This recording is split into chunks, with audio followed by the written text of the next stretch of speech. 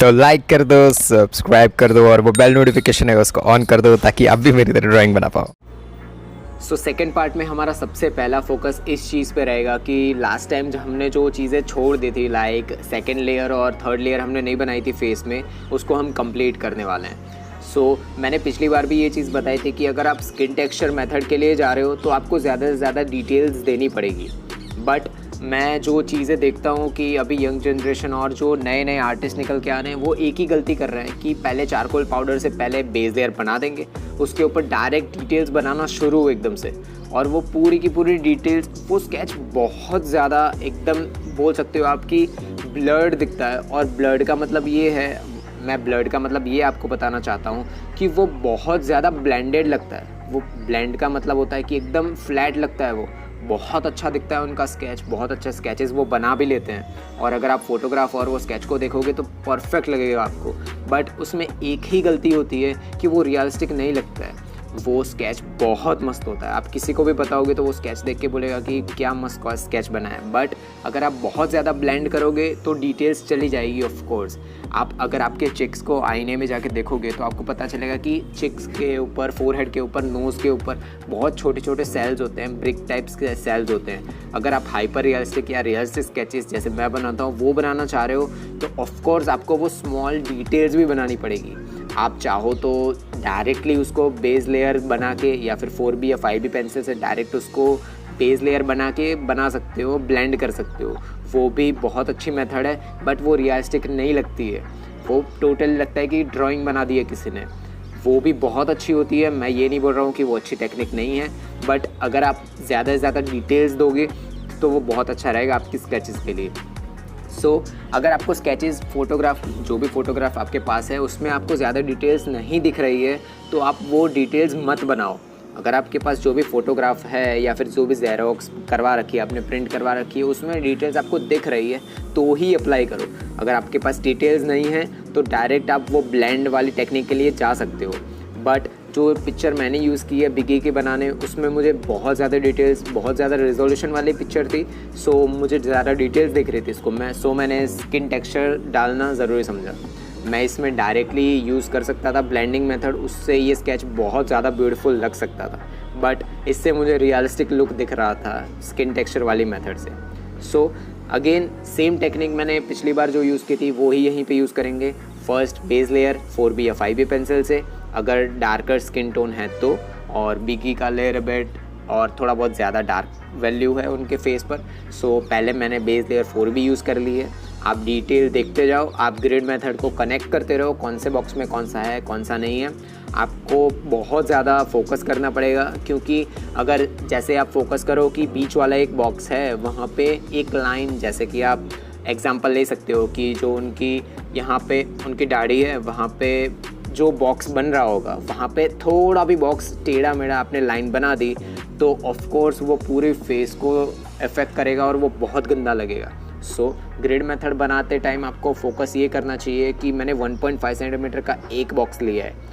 आपको ये ध्यान रखना चाहिए कि 1 सेंटीमीटर से छोटे बॉक्स कभी मत बनाना, क्योंकि उससे अगर छोटा बनाओगे तो आप ज़्यादा डिटेल्स नहीं दे पाओगे आपके स्केच में, और जितने कम डिटेल होंगे उतने ही ड्राइंग लुक आता रहेगा और वो कैरिकेचर टाइप बन जाएगा, क्योंकि कैरिकेचर्स में यही होता है कि डायरेक्ट आपको फेसेस और वो सब बनाने होते हैं।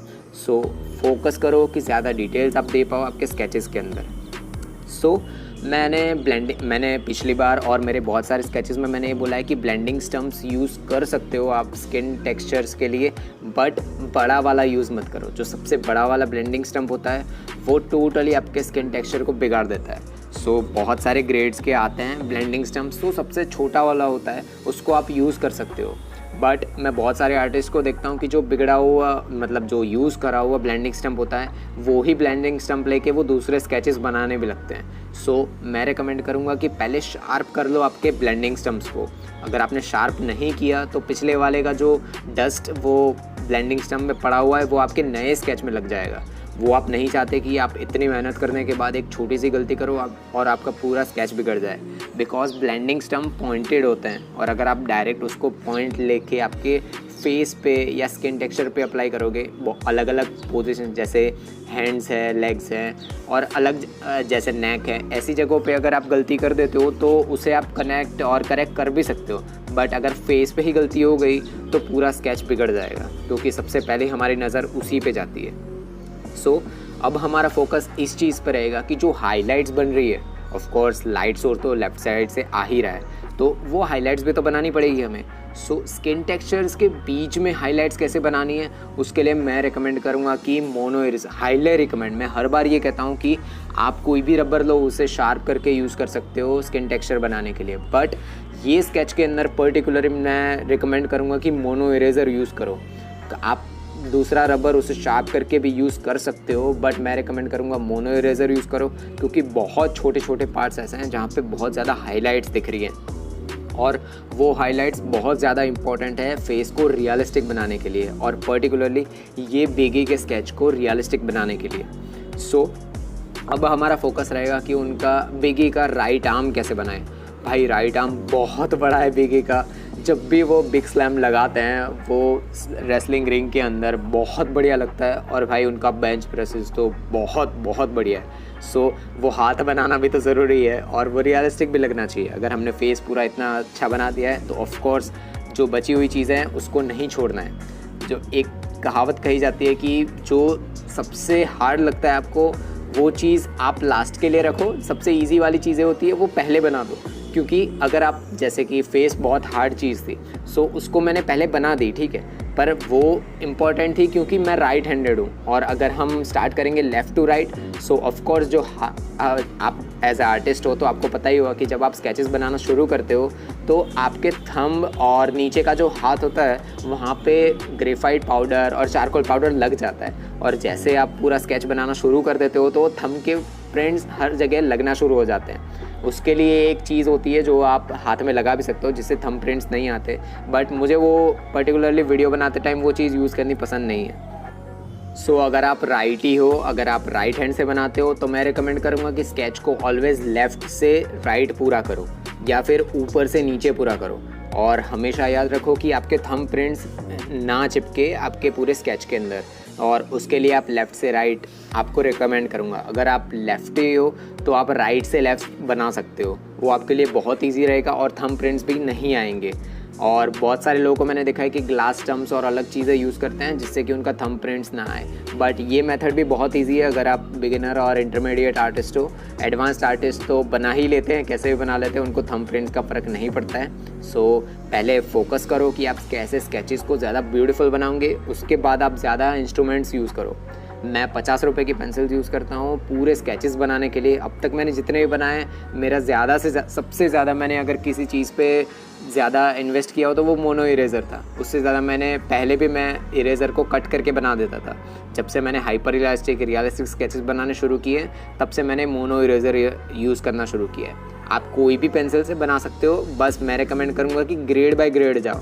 बस एक 2B पेंसिल पकड़ के उसको ज़्यादा प्रेशर अप्लाई करके आप ज़्यादा ग्रेड्स नहीं दे पाने वाले आपके स्केचेस में। सो अगर आपको सच में इंटरेस्ट है ड्राइंग या रियलिस्टिक ड्राइंग बनाने में, सो आपको कोई भी ग्रेड पेंसिल यूज़ करनी चाहिए। मैं रिकमेंड करूँगा फेबर कैसे पेंसिल यूज़ करो, वो सबसे बेस्ट है। और अगर आपको ज़्यादा महंगे में भी जाना है तो वो भी जा सकते हो, बट अगर आपके पास पैसे नहीं हैं, जो हर एक आर्टिस्ट के पास नहीं होते हैं, सो मैं भी उसी कैटेगरी में आता हूँ। सो आप ऐसे यूज़ करके भी बहुत अच्छे स्केचेस बना सकते हैं। सो अब हमारा फोकस ये रहेगा कि कैसे डार्क बना दे वो हाथ को। आप अगर फोकस करो कि वो जो ऊपर का शोल्डर का ट्रैप पार्ट है बीगी का, वहाँ पे थोड़ा बहुत वाइट है, आपको टोटली वो वाइट दिख रहा होगा कि जैसा पेपर है वैसा का वैसा मैंने बना दिया है, बट वो बेस लेयर 2B पेंसिल की है इसलिए आपको नहीं दिख रही है। और अब मैंने पिछले स्केचेस बनाए थे उसमें 2B पेंसिल्स एकदम क्लियर दिख के आ रही थी बस, बट इसमें नहीं दिख के आ रही है क्योंकि 10B पेंसिल्स मैंने नीचे डार्कर वैल्यूज़ में यूज़ किए। अगर आपको जितना डार्क आप पेंसिल से बनाओगे उतना ही दूसरी चीज़ें आपको लाइट लगने लगेगी। अगर सेम स्किन टोन अगर किसी एकदम वाइट होता स्किन टोन तो 2B पेंसिल से ज़्यादा हमने यूज़ किया होता वो तो टोटली ब्लैक लगने लगता और वो बहुत ख़राब लगता स्केच। बट ये स्किन टोन बहुत अच्छा लग रहा है क्योंकि मैंने 10B पेंसिल तक यूज़ किया है उनके बाइसेप बनाने में। बहुत अच्छे बाइसेप है और वो बनाना हम गलती कर ही नहीं सकते। सो मिलेंगे थर्ड पार्ट में।